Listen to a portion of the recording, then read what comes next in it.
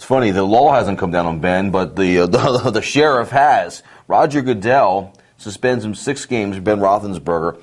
And I think if he wouldn't have done it, the Steelers wanted to do it. The Steelers are trying to rid themselves of Ben Roethlisberger because they don't want to have character guys like this around. It says a lot about the Rooney family, and I'm impressed. You know what? I'm impressed. It says a lot about the Rooney family, but it also says a lot about. I think the mentality of the sports fan is changing about this a little bit. And I heard Ed Bouchette, who is a guy who has covered for the Pittsburgh Post-Gazette, covered the Steelers for years and years on TV the other day, and he was saying that public opinion in Pittsburgh is hugely anti-Roethlisberger, hugely.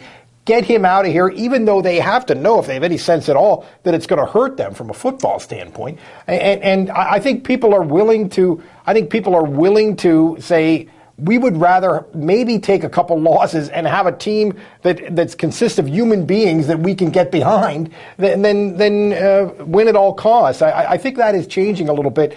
And the Steelers, as long as Roger Goodell is the commissioner, the team is never going to have to do this kind of stuff, because he's going to put the hammer down. I don't think there's any question about that. I think there's some collective bargaining things they were afraid the players' union might try to appeal. Sure, and that may be changing in another year. Let me give you 2 scenarios here. One, if the Steelers didn't have 2 Super Bowls in recent years, do you think the fans might have a little bit different perspective? And let me give you the second one now to have you comment on.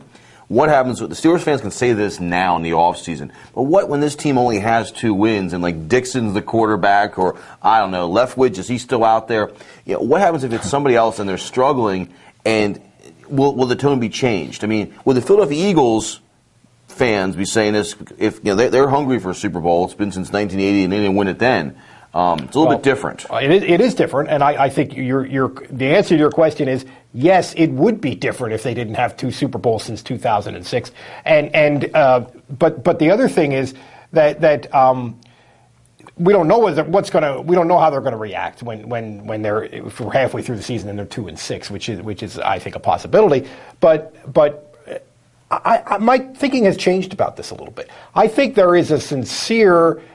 I don't want to deal with this crap anymore from the American sports fan. I think the atmosphere. 3 or 4 days ago, I would have said, the fans are going to be singing a different tune in Pittsburgh if they're 2-6.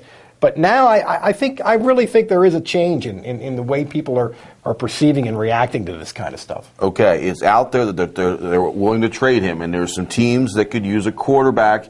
And the Steelers are looking at a number 1 draft pick here. The guy's got 2 Super Bowl rings in the last. And probably had his best year last year. Yeah, in terms of individual performance. If I'm the Oakland Raiders, maybe the Kansas City Chiefs, Jacksonville. There are teams out there. Hey, he lives near Georgia. I don't know how that would go over in the media, but there are teams where he would go. The Raiders, I'll take him over Jamarcus Russell right now. Yeah, anybody would. Even if he suspended 6 games. I think it's funny how years ago, when we were kids, NFL teams had distinct personalities and sort of ways that they were generally perceived by everybody. And if you think about the Oakland Raiders back then, well, they would almost welcome Ben Roethlisberger. Right. I'm not sure that the NFL hasn't gotten more sort of corporate uniformity.